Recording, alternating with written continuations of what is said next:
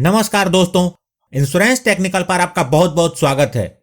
यहाँ आपको मिलती है सिर्फ और सिर्फ इंश्योरेंस की जानकारी इंश्योरेंस प्रोफेशनल के द्वारा, वह भी बिल्कुल आसान भाषा में। आज मैं बात करने वाला हूँ LIC की नई हेल्थ इंश्योरेंस प्लान के बारे में, जो कि 19 जुलाई 2021 से मार्केट में आई है। इस पॉलिसी का नाम है आरोग्य रक्षक और इसका टेबल नंबर है 906-906। आगे बढ़ने से पहले आपको बता दूं कि आरोग्य रक्षक एक हेल्थ इंश्योरेंस पॉलिसी है, मेडिक्लेम इंश्योरेंस की पॉलिसी नहीं है। यदि आप हेल्थ इंश्योरेंस और मेडिक्लेम इंश्योरेंस में अंतर जानना चाहते हैं तो मैंने इसके ऊपर वीडियो बनाई हुई है और उसका लिंक भी मैंने डिस्क्रिप्शन में दे दिया है। सिंपली आप जान ले, मेडिक्लेम की पॉलिसी में हॉस्पिटलाइज्ड होने के बाद जो इलाज के खर्चे होते हैं उसकी कवरेज होती है, मतलब यह एक रिम्बर्समेंट की पॉलिसी होती है। लेकिन आरोग्य रक्षक पॉलिसी में ऐसा नहीं है। हॉस्पिटल के बिल से इस पॉलिसी का कोई लेना देना नहीं है। इस पॉलिसी के अंतर्गत डिफाइंड बेनिफिट होते हैं, उसी के अनुसार आपको भुगतान होता है। आगे बढ़ने से पहले आपको बता दूं कि वीडियो थोड़ी लंबी जरूर है, लेकिन इसमें आपको पॉलिसी अच्छे से समझ में आ जाएगी। सबसे पहले इस पॉलिसी की खास बात क्या क्या है मैं वह बताता हूं। पहली खास बात है लमसम बेनिफिट। इस पॉलिसी के अंतर्गत हॉस्पिटलाइजेशन के केस में लमसम बेनिफिट का भुगतान होता है। इसका आपके हॉस्पिटल के बिल से कोई रिलेशन नहीं होता है, अतः आपके सेटलमेंट का अमाउंट हॉस्पिटल के बिल से कम या ज्यादा का भी हो सकता है। दूसरी खास बात है इंक्रीजिंग हेल्थ कवर। इस पॉलिसी के अंतर्गत आप जितने की कवरेज से पॉलिसी स्टार्ट करते हैं वह हर 3 साल पर 15% से बढ़ जाता है। आप क्लेम करें या ना करें इस बात से कोई फर्क नहीं पड़ता। आपने जितने कवर से पॉलिसी को स्टार्ट किया था उसके 1.5 गुना होने तक यह बढ़ता है। तीसरी खास बात है नो क्लेम बोनस। इस पॉलिसी के अंतर्गत जब जब आप लगातार 3 साल तक क्लेम नहीं करते हैं तो हर बार आपकी कवर की लिमिट 5% से बढ़ जाती है, और एक बार जो लिमिट बढ़ गई वह बढ़ी ही रहती है और क्लेम करने के बाद भी कम नहीं होती। सबसे अच्छी बात यह है कि इसकी कोई मैक्सिमम लिमिट नहीं है। चौथी खास बात है ऑटो हेल्थ कवर। इस पॉलिसी के अंतर्गत यदि पॉलिसी लेने वाले के साथ कुछ अनहोनी हो जाती है और वो अपने परिवार के बीच नहीं रहते तो फ्यूचर के 15 साल के प्रीमियम या जीवन साथी और पेरेंट की एज 17 वर्ष पूरे होने या बच्चों के केस में उनके 25 वर्ष पूरे होने, दोनों में से जो भी जल्दी होगा वहां तक का प्रीमियम माफ हो जाता है। पांचवी खास बात है वेवर ऑफ प्रीमियम। यदि पॉलिसी लेने वाले की कैटेगरी 1 या 2 की मेजर सर्जरी होती है तो 1 साल का प्रीमियम माफ हो जाता है। छठी खास बात है हेल्थ चेकअप। इस पॉलिसी के अंतर्गत हर 3 साल पर हेल्थ चेकअप की सुविधा मिलती है। इसकी लिमिट अप्लीकेबल कैश लिमिट का 50% है। जो 7वीं खास बात है flexibility to choose sum assured of each member. इस पॉलिसी के अंतर्गत आप अलग अलग मेंबर का अलग अलग सम एश्योर्ड चूज कर सकते हैं। अब इस पॉलिसी के बेनिफिट को समझते हैं। इस पॉलिसी के अंतर्गत बेनिफिट मेनली 5 कैटेगरी में है। पहला है हॉस्पिटलाइजेशन कैश बेनिफिट, जिसे HCB कहते हैं। दूसरा है मेजर सर्जिकल बेनिफिट। तीसरा है डे केयर प्रोसीजर बेनिफिट। चौथा है अदर सर्जिकल बेनिफिट और 5वां है मेडिकल मैनेजमेंट बेनिफिट। इस 5 कैटेगरी को हम मेनली 2 हिस्से में बांट सकते हैं, एक जिसमें सर्जरी होती है और दूसरी जिसमें सर्जरी नहीं होती है। इन 5 में पहला और 5वें में सर्जरी नहीं होती है और 2, 3, 4 सर्जरी से रिलेटेड है, अर्थात इसमें सर्जरी होती है। हॉस्पिटल कैश बेनिफिट में वैसे हॉस्पिटलाइजेशन आते हैं जिसमें एक्सीडेंट या किसी बीमारी की वजह से हॉस्पिटलाइजेशन होती है लेकिन सर्जरी की आवश्यकता नहीं पड़ती। मेजर सर्जिकल बेनिफिट के अंतर्गत LIC ने 263 सर्जरी को 4 कैटेगरी में कवर किया है। यदि कोई इस 263 सर्जरी में से कोई भी सर्जरी कराता है तो उसे इस हेड के अकॉर्डिंग बेनिफिट मिलेगा। डे केयर प्रोसीजर बेनिफिट्स के अंतर्गत LIC ने 244 प्रोसीजर को कवर किया है। यदि कोई इस 244 सर्जरी में से कोई भी सर्जरी कराता है तो इस हेड के अकॉर्डिंग बेनिफिट मिलेगा। डे केयर प्रोसीजर में मेनली वैसी माइनर सर्जरी आती हैं जिसमें मेडिकल एडवांसमेंट के कारण प्रोसीजर को पूरा करके सेम डे में ही पेशेंट को घर भेज दिया जाता है। अदर सर्जिकल बेनिफिट, वैसी सर्जरी जो ऊपर के 507 सर्जरी की लिस्ट में नहीं है, इस कैटेगरी में आती है और ऐसी सर्जरी कराने पर अदर सर्जरी बेनिफिट के अनुसार बेनिफिट का भुगतान होगा। मेडिकल मैनेजमेंट बेनिफिट, इसके तहत यदि कोई डेंगू, मलेरिया, निमोनिया, टीबी या हेपेटाइटिस ए के इलाज के लिए हॉस्पिटलाइज होता है तो उसे मेडिकल मैनेजमेंट बेनिफिट के तहत क्लेम का भुगतान होता है। यहाँ एक बात का ध्यान रखें, बाकी हेल्थ इंश्योरेंस पॉलिसी की तरह इस पॉलिसी में भी एक्सक्लूजन है। यदि ट्रीटमेंट एक्सक्लूजन में फॉल करेगा तो क्लेम नहीं मिलेगा। आइए अब समझते हैं यह बेनिफिट काम कैसे करता है। हॉस्पिटलाइजेशन कैश बेनिफिट, जिसे HCB भी कहते हैं। आप जब इस पॉलिसी को लेते हैं तो हॉस्पिटलाइजेशन कैश बेनिफिट का चुनाव करना पड़ता है, जिसे हम डेली कैश बेनिफिट भी कह सकते हैं। इसकी लिमिट प्रतिदिन 2500 से लेकर 10,000 प्रतिदिन तक है। आप अपनी जरूरत और बजट के हिसाब से अपनी लिमिट का चुनाव कर सकते हैं। बाकी चारों बेनिफिट का अमाउंट इसी लिमिट से डायरेक्टली लिंक होता है। इस पॉलिसी में हर मेंबर के लिए अलग अलग हॉस्पिटल कैश बेनिफिट का चुनाव कर सकते हैं। यदि कोई व्यक्ति एक्सीडेंट या किसी बीमारी की वजह से हॉस्पिटलाइज होता है जिसमें सर्जरी की आवश्यकता नहीं है, यदि उसने 2,500 का हॉस्पिटलाइजेशन कैश बेनिफिट का चुनाव किया है तो उसे प्रतिदिन 2,500 के हिसाब से बेनिफिट मिलेगा। यदि HCB 4,000 है तो प्रतिदिन 4,000, 10,000 है तो प्रतिदिन 10,000 के अनुसार बेनिफिट मिलेगा। लेकिन यदि ICU में एडमिट होना पड़ता है तो आपके हॉस्पिटल कैश बेनिफिट का अमाउंट डबल हो जाता है। मतलब 2,500 है तो 5,000, 4,000 है तो 8,000, 10,000 है तो 20,000 हो जाता है।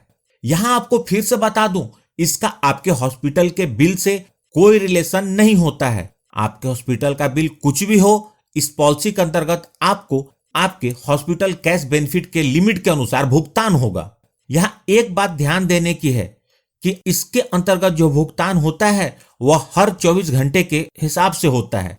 लेकिन पहले दिन के हॉस्पिटलाइजेशन को क्लेम के लिए एलिजिबल होने के लिए 24 आवर्स प्लस 4 आवर्स अर्थात मिनिमम 28 आवर्स के हॉस्पिटलाइजेशन होना चाहिए। अब बात करते हैं मेजर सर्जिकल बेनिफिट के बारे में, जिसे MSB भी कहते हैं। इसके अंतर्गत LIC ने 263 टाइप के सर्जरी को 4 कैटेगरी में कवर किया है। इसके लिए कवरेज का जो अमाउंट है वो अप्लीकेबल हॉस्पिटल कैश बेनिफिट का 100 गुना हो जाता है। यदि आपका हॉस्पिटल कैश बेनिफिट 2,500 रुपए है तो MSB के लिए 2.5 लाख रुपए हो जाता है।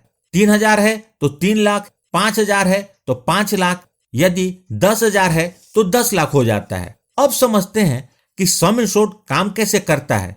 जैसा कि बताया, मेजर सर्जरी को LIC ने 4 कैटेगरी में बांटा है। आपको जो भी सर्जरी करानी है उसे देखना होगा कि वह किस कैटेगरी में है। यदि आपकी सर्जरी कैटेगरी 1 में है तो आपको सम इंश्योर्ड का 100% मिलेगा। यदि कैटेगरी 2 में है तो सम इंश्योर्ड का 60% मिलेगा। यदि सर्जरी कैटेगरी 3 में है तो आपको सम इंश्योर्ड का 40% मिलेगा। यदि कैटेगरी 4 में है तो सम इंश्योर्ड का 20% मिलेगा। और साथ में जितने दिन हॉस्पिटलाइज रहेंगे उतने दिन हॉस्पिटलाइजेशन कैश बेनिफिट भी मिलेगा। इसे एक छोटे से एग्जांपल से समझते हैं।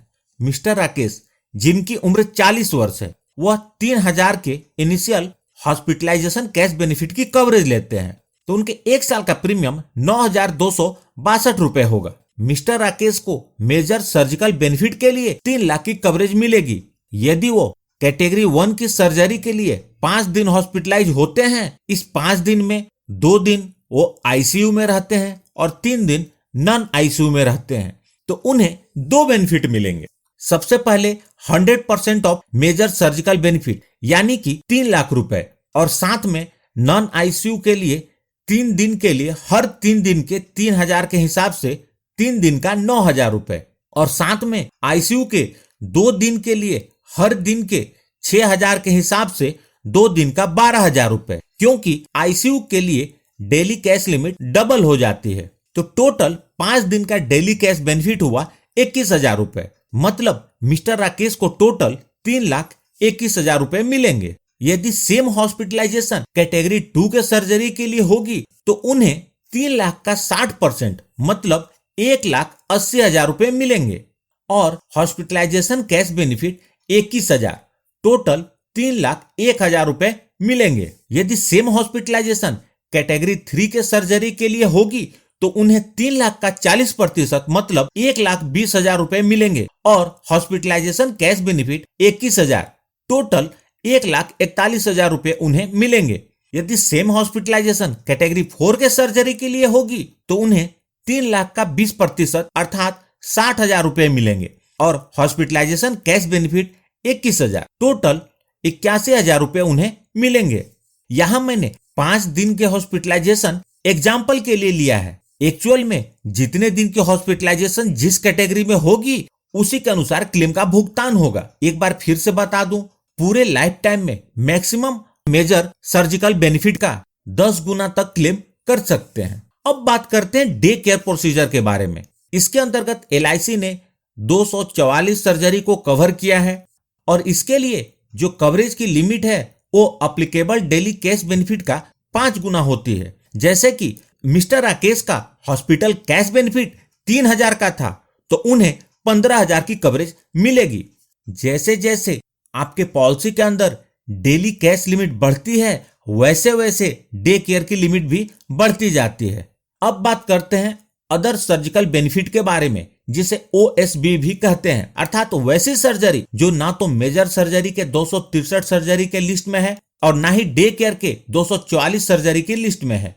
इसके लिए कवरेज का जो अमाउंट है वो अप्लीकेबल डेली बेनिफिट का 2.5 गुना प्रतिदिन मिलता है। मतलब मिस्टर राकेश को इसके लिए 7,500 रुपए प्रतिदिन के हिसाब से मिलेगा और साथ ही साथ जितने दिन हॉस्पिटलाइज रहेंगे उतने दिन का हॉस्पिटल कैश बेनिफिट भी मिलेगा। जितने दिन नॉन ICU वार्ड में रहेंगे उन्हें प्रतिदिन 3,000 रुपए के हिसाब से मिलेगा और जितने दिन ICU वार्ड में रहेंगे उन्हें प्रतिदिन 6,000 रुपए प्रतिदिन के हिसाब से मिलेगा। अब बात करते हैं मेडिकल मैनेजमेंट बेनिफिट के बारे में जिसे MMB भी कहते हैं। इसके तहत यदि कोई डेंगू, मलेरिया, निमोनिया, टीबी या हेपेटाइटिस A के इलाज के लिए हॉस्पिटलाइज होता है तो उसके लिए कवरेज का जो अमाउंट है वो अप्लीकेबल हॉस्पिटल कैश बेनिफिट का 2.5 गुना प्रतिदिन मिलता है। मतलब मिस्टर राकेश को इसके लिए 7,500 रुपए प्रतिदिन के हिसाब से मिलेगा और साथ ही साथ जितने दिन हॉस्पिटलाइज रहेंगे उतने दिन का हॉस्पिटल कैश बेनिफिट भी मिलेगा। जितने दिन नॉन ICU वार्ड में रहेंगे उतने दिन 3,000 रुपए प्रतिदिन के हिसाब से मिलेगा और जितने दिन ICU वार्ड में रहेंगे उतने दिन 6,000 रुपए प्रतिदिन के हिसाब से मिलेगा। इस पॉलिसी के अंतर्गत एक्सटेंडेड हॉस्पिटलाइजेशन बेनिफिट उपलब्ध है जिसके तहत यदि किसी व्यक्ति को किसी बीमारी के इलाज के लिए 30 दिन या उससे ज्यादा दिन तक लगातार हॉस्पिटलाइज रहना पड़ता है तो उसे अप्लीकेबल हॉस्पिटल कैश बेनिफिट के 10 गुना का एक्स्ट्रा भुगतान होता है। मतलब अभी जो मैंने अलग अलग टाइप के हॉस्पिटलाइजेशन के बारे में बताया उसमें जो बेनिफिट मिलता है वो तो मिलेगा ही, साथ में उस बेनिफिट के अतिरिक्त इसका भुगतान होता है। मतलब यदि मिस्टर राकेश को 30 दिन से ज्यादा भर्ती होना पड़ता है तो उन्हें अतिरिक्त 30,000 रुपए का भुगतान होगा। अब बात करते हैं इस पॉलिसी को कौन कौन से लोग ले सकते हैं और किन किन लोगों को कवर कर सकते हैं। जो इस पॉलिसी को लेते हैं उन्हें प्रिंसिपल इंश्योर्ड कहते हैं और यह प्रिंसिपल इंश्योर्ड इस पॉलिसी के अंतर्गत अपने जीवन साथी को, माता पिता को और अपने बच्चों को कवर कर सकते हैं। पॉलिसी लेते समय जो मेंबर इस पॉलिसी में कवर हो सकते हैं उसी समय उनको कवर करना होगा। आप उन्हें बाद में कवर नहीं कर सकते।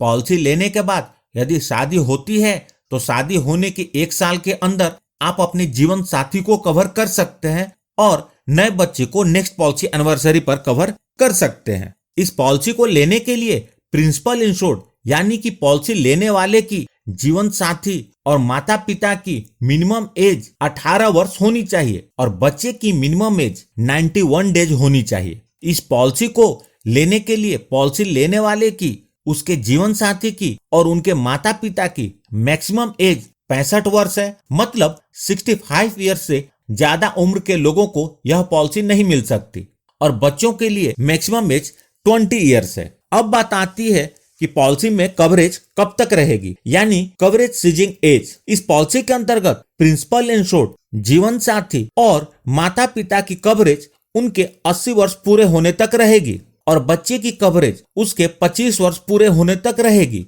25 वर्ष के बाद बच्चे को खुद की पॉलिसी लेनी होगी।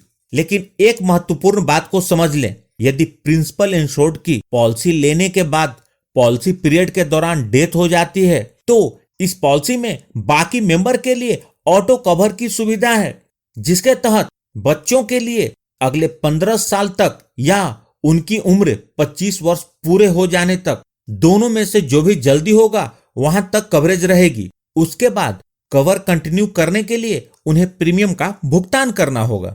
जीवन साथी और माता पिता के लिए अगले 15 साल तक या उनके 70 वर्ष पूरे होने तक, दोनों में से जो भी जल्दी होगा वहां तक कवरेज रहेगी। उसके बाद कवर कंटिन्यू करने के लिए उन्हें प्रीमियम का भुगतान करना होगा।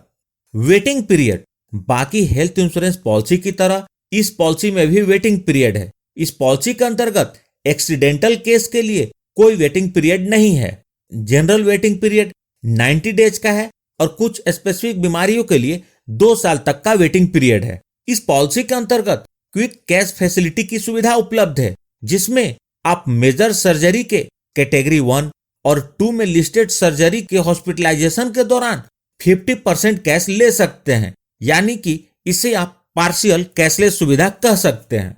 अब आप यह समझ लें कि हॉस्पिटलाइजेशन कैश बेनिफिट और एनसीबी काम कैसे करता है। मान लेते हैं आपने 3000 प्रतिदिन के हॉस्पिटलाइजेशन कैश बेनिफिट की पॉलिसी ली, तो अगले 3 साल तक आपकी लिमिट 3000 रहेगी और चौथे वर्ष के लिए यह ऑटो सेटअप के तहत 15% से अर्थात 450 रुपए से बढ़ जाएगी। आप क्लेम करें या न करें, हर 3 साल पर यह लिमिट बढ़ती जाएगी और ऑटो सेटअप के तहत मैक्सिमम 1500 रुपए तक बढ़ेगी। और यदि आपने इस 3 साल में क्लेम नहीं किया है तो आपको 5% अर्थात 150 रुपए का नो क्लेम बोनस भी मिलता है और चौथे साल के लिए आपकी लिमिट 3600 रुपए प्रतिदिन हो जाएगी। यदि आपने क्लेम किया तो आपकी लिमिट 3450 रुपए होगी और यह लिमिट चौथे, 5वें और 6ठे साल के लिए रहेगी। 7वें साल में ऑटो सेटअप के तहत फिर से 15% अर्थात 450 रुपए बढ़ जाएगी और आपने यदि क्लेम नहीं किया है तो फिर से 5% का अतिरिक्त एनसीबी मिलेगा और 7वें साल के लिए आपकी लिमिट 4200 रुपए प्रतिदिन हो जाएगी। ऑटो सेटअप के तहत आपकी लिमिट आपके हॉस्पिटलाइजेशन कैश बेनिफिट का मैक्सिमम 50% तक बढ़ सकता है और एनसीबी के तहत आप जब जब लगातार 3 साल तक क्लेम नहीं करेंगे यह 5% से बढ़ता जाएगा और इसकी कोई मैक्सिमम लिमिट नहीं है। और यह लिमिट बढ़ने के साथ ही बाकी सभी कैटेगरी के लिए आपकी कवरेज के लिमिट ऑटोमेटिक बढ़ जाएगी। सबसे खास बात यह है कि एक बार जो बेनिफिट का अमाउंट बढ़ जाता है वह उतना ही बना रहता है, क्लेम करने के बाद भी कम नहीं होता। राइडर, इस पॉलिसी के अंतर्गत 2 राइडर उपलब्ध हैं। पहला है LIC new term assurance rider और दूसरा एक्सीडेंट बेनिफिट राइडर। मैंने इन दोनों राइडर्स के ऊपर वीडियो बनाई हुई है, आप उसे देख सकते हैं। ग्रेस पीरियड, इस पॉलिसी के अंतर्गत 30 दिन का ग्रेस पीरियड उपलब्ध है। प्रीमियम पेमेंट मोड, इस पॉलिसी के अंतर्गत ईयरली और हाफ ईयरली के रूप में 2 प्रीमियम पेमेंट मोड उपलब्ध हैं। साथ में कुछ अन्य महत्वपूर्ण तथ्यों को जान लें। मेजर सर्जिकल बेनिफिट के केस में एम्बुलेंस कॉस्ट की कवरेज है और इसकी लिमिट 1000 रुपए है। इस पॉलिसी के अंतर्गत हेल्थ चेकअप बेनिफिट की भी सुविधा उपलब्ध है, जिसके तहत हर 3 साल पर एप्लीकेबल डेली बेनिफिट का आधा पैसा मिलता है। यदि आपके पास कोई सवाल है तो उसे कमेंट बॉक्स में लिखें। यदि काफी कॉमन क्वेश्चन हुआ तो मैं उसका जवाब नेक्स्ट वीडियो में दूंगा। प्लीज इस वीडियो को लाइक करके मुझे प्रोत्साहित जरूर करें और यदि आपने इस चैनल को अभी तक सब्सक्राइब नहीं किया है तो कर लें और जुड़ जाए हमारे साथ इंश्योरेंस प्रोफेशनल से इंश्योरेंस की जानकारी के लिए। और अंत में अपना कीमती समय निकालकर इस वीडियो को देखने के लिए आपका बहुत बहुत धन्यवाद।